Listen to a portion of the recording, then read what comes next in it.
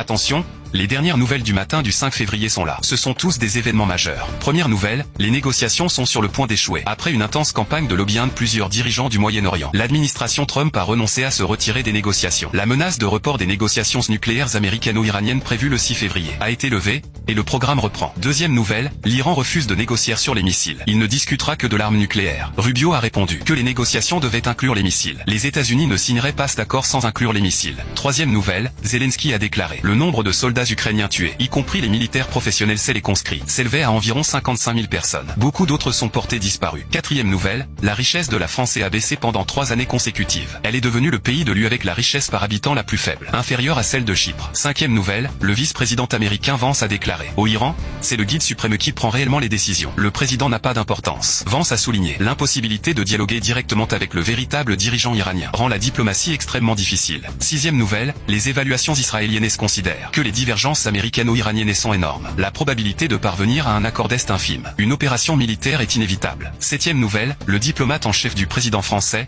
Bona, a eu des discussions techniques avec la Russie à Moscou mardi, axées sur la question ukrainienne, et a rencontré l'assistant du Kremlin, Ushakov. Huitième nouvelle, Zelensky a déclaré pour que la Russie conquiert la région ukrainienne de Donetsk, elle devra encore payer le prix de 800 000 vies. Cela prendra au moins 2 ans. Ils ne pourront pas tenir aussi longtemps. Neuvième nouvelle, la première journée de négociation tripartite russo-américano-ukrainienne est terminée. Les divergences entre les parties sont considérables.